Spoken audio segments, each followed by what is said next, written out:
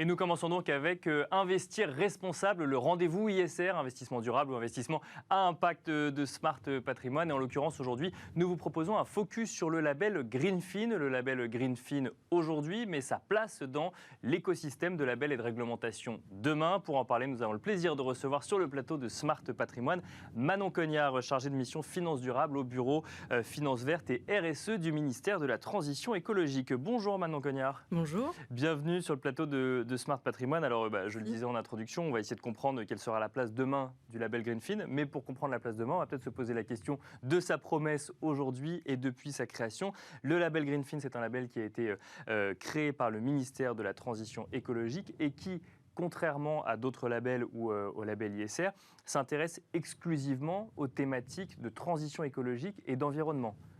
Tout à fait. Donc, le label Greenfin qui a été créé en 2015 au moment de la COP21. Donc, c'était le premier label d'État de finance verte. D'accord. Oui.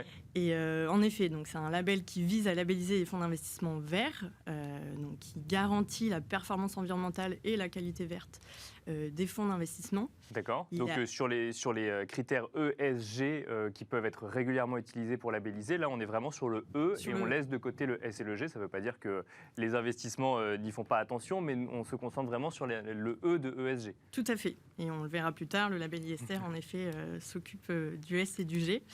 Mais donc voilà, le label Greenfin est assez reconnu pour ses exigences notamment. On parle, c'est vrai, souvent de label vert foncé, puisqu'il a donc une double exigence. Il va demander aux fonds d'investissement de respecter un seuil minimum de parts vertes et d'exclure certains types d'activités que sont par exemple les énergies fossiles. D'accord, donc on est effectivement, contrairement au label ISR, sur une politique d'exclusion quand on parle de label Greenfin pour le coup. Exactement, c'est ce qui fait la différence entre Greenfin et ISR en particulier. Combien de fonds ou d'entreprises, d'entreprises d'investissement labellisées avec Greenfin aujourd'hui ? Alors aujourd'hui, nous avons 85 fonds labellisés pour 31 milliards d'euros. D'accord. Oui. Et c'est vrai qu'on observe une croissance des fonds labellisés, puisqu'en 2019, pour vous donner une idée, le label Greenfin avait 33 fonds labellisés. Et ça s'explique notamment...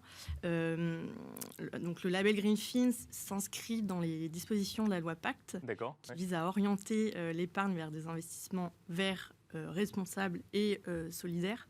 Et donc voilà, depuis le vote de la loi Pacte, on observe une croissance des fonds labellisés. Alors, on va évoquer dans un instant effectivement l'évolution des labels à venir, mais ça nous fait la transition, c'est que aujourd'hui, on est en pleine période d'élections encore législatives. Il y a eu les élections présidentielles. Mais même au-delà de ça, quand on lit l'actualité, on a pris conscience du dernier rapport du GIEC qui nous explique qu'il ne reste plus que 3 ans avant de se retrouver dans une situation d'avoir atteint un point de non-retour, notamment sur ces sujets climatiques. Est-ce que les sujets environnementaux doivent devenir la priorité numéro 1 quand on parle d'investissement responsable au sein des entreprises ? Est-ce que vous le constatez d'ailleurs en matière de volonté de labellisation ou de volonté des fonds d'investissement ?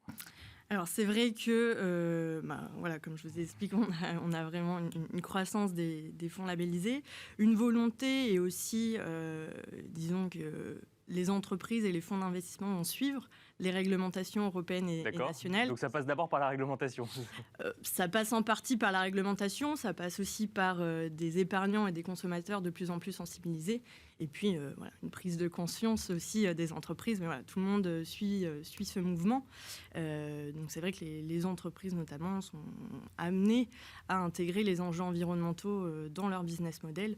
Et c'est là où la finance verte a un rôle important à jouer et peut être un levier puissant, puisque donc, avec les réglementations sur le reporting extra-financier des acteurs de marché et les labels existants, l'idée est d'apporter une plus grande transparence, une information claire et lisible pour les épargnants afin qu'ils puissent s'orienter vers des produits véritablement verts, durables, responsables, qui intègrent dans leur portefeuille donc, des entreprises engagées. C'est ça, donc on rappelle d'ailleurs, parce que là on fait le lien entre réglementation et épargnant, quand on réalise un label, quand on appose un label, qu'il soit Greenfin, ISR ou autre, sur un fonds, la cible, c'est l'épargnant final qui puisse dire ça correspond à mes valeurs ou ça ne correspond pas à mes valeurs.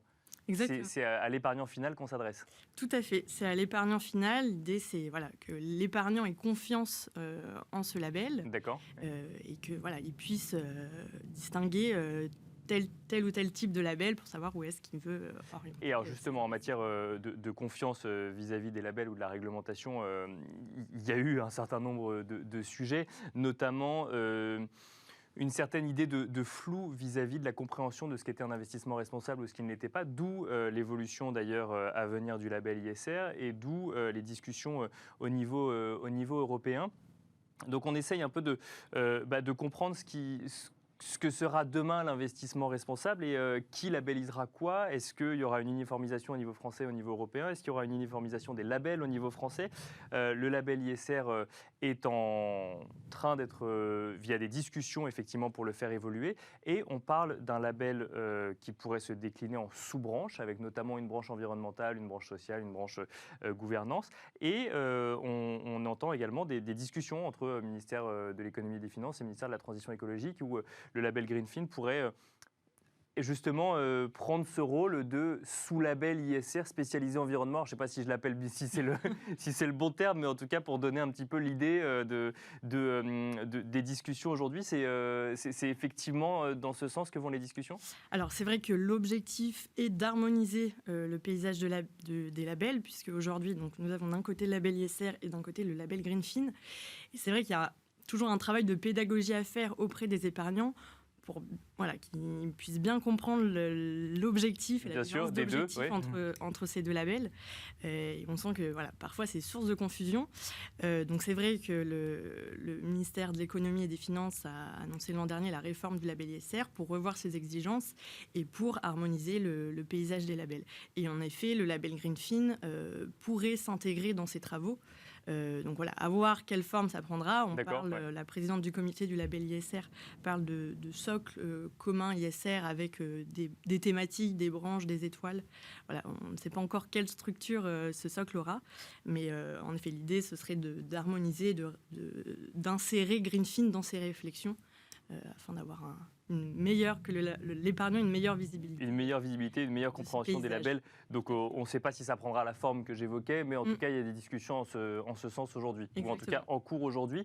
Ça, c'est au niveau français. Au niveau européen, il y a une réglementation qui évolue également, qui impose notamment un certain nombre de données à publier au sein des entreprises ou pour les fonds d'investissement. Est-ce que là aussi, il faut prendre en compte les différences nationales sur le sol européen? Là, on va parler du sol français, mais il y a des labels sur tous les territoires européens. Est-ce que là aussi, il faut s'attendre à une harmonisation à venir ou se poser la question de la place du label Greenfin, voire potentiellement demain d'un label harmonisé vis-à-vis d'une réglementation européenne? Alors aujourd'hui, il n'existe pas de label européen pour l'ensemble de... Il y a des labels européens. Il y a des labels européens, comme vous dites, tout à fait, qui, eux, commencent à... ils ont les mêmes réflexions que nous. Certains ont déjà commencé à intégrer les réglementations dans leur référentiel. Après, certains sont davantage portés sur le vert et d'autres davantage portés sur le ESG.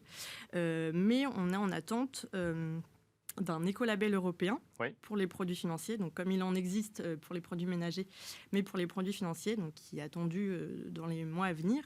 Et c'est vrai que cet écolabel européen, donc, qui s'intéresse uniquement au volet environnement, et la Commission européenne s'est notamment inspirée du label Greenfin pour construire cet écolabel européen. Donc, il a une approche similaire avec une part verte et des exclusions. Donc une fois l'écolabel européen publié, la question est qu'est-ce que va devenir Greenfin? Est-ce qu'il sera abandonné et intégré dans l'écolabel? C'est des discussions qui sont en cours. Et on attend aussi que l'écolabel soit existant et opérationnel. Bien sûr, pour comprendre un petit peu comment tout ça va. Mais c'est vrai que quand on se met à la place de l'épargnant, on peut se dire mais finalement, quel est l'indicateur que je dois prendre en compte s'il y a plusieurs initiatives similaires pour labelliser tel ou tel fonds et est-ce que, ça c'est côté épargnant, puis on peut se dire, s'il y a trop de labels, est-ce que l'entreprise ne va pas choisir celle qui lui donne la meilleure image avec le minimum d'investissement en matière justement d'environnement ou de RSE? Alors, on peut prendre le label qui donne la meilleure image, mais ce n'est pas forcément le plus facile à obtenir. Oui, c'est vrai. Mais c'est vrai que l'idée est d'éviter un foisonnement des labels, donc aussi avoir le lien entre l'écolabel et le socle commun ISR qui est proposé. Donc, voilà, l'idée, c'est vraiment de faciliter la compréhension des épargnants et que le lien soit le plus simple possible et le plus compréhensible possible. Mais c'est vrai, tant que l'écolabel n'est pas encore existant, il est difficile de mener ces réflexions et d'affiner ces réflexions. Donc pour l'instant, effectivement, en fait, si je comprends bien, on mène des discussions sur les deux fronts, on essaye de comprendre comment évolue l'écolabel. Bon, si je comprends bien, et comme il a été inspiré du label Greenfin, globalement, il ne faudra pas tout revoir demain. C'est déjà une bonne nouvelle. Et ensuite, il y aura une harmonisation certainement un jour, mais l'idée, c'est de comprendre quelle forme ça prendra. Exactement. L'objectif est vraiment cette harmonisation, en tout cas au niveau national. Après, à côté de ça, on peut avoir un écolabel européen. Mais voilà, l'idée, c'est d'avoir un lien cohérent entre les deux. Et également, à côté de ça, comme vous l'avez dit, on a des réglementations européennes. Je prends l'exemple de la taxonomie européenne, oui, bien sûr. qui est en cours d'élaboration. Alors, on a déjà un acte délégué climat, donc sur l'adaptation au changement climatique et l'atténuation qui a été adopté. On attend le prochain acte délégué dans les mois à venir sur les 4 autres objectifs environnementaux. Donc aussi le lien entre la taxonomie européenne et le label Greenfin, en attendant les travaux... Bien sûr, et l'écolabel, et le label ISR en passant aussi. Oui. Alors, l'écolabel devrait directement intégrer bien sûr, la taxonomie européenne, puisque donc, c'est vrai que depuis 2015, il y a eu de nombreuses initiatives, outils qui sont apparus. Donc, l'écolabel intégrerait directement ces nouvelles initiatives, alors que Greenfin, comme il a été créé en 2015, devra progressivement intégrer ces nouvelles réglementations. Et donc, le lien entre la taxonomie verte et la part verte du label Greenfin pourrait être fait dans les mois à venir. Merci beaucoup Manon Cognard d'être venue nous expliquer cela sur le plateau de Smart Patrimoine. Il y a un sujet qu'on n'a pas traité, c'est celui de l'exclusion, mais on y dédiera, je pense, une autre émission complète sur le sujet. Manon Cognard, je rappelle que vous êtes chargée de mission Finances durables au bureau Finances Vertes et RSE du ministère de la Transition écologique. Merci beaucoup Manon Cognard. Merci à vous. Et merci à vous de nous avoir suivis. On se retrouve tout de suite dans Enjeux Patrimoine.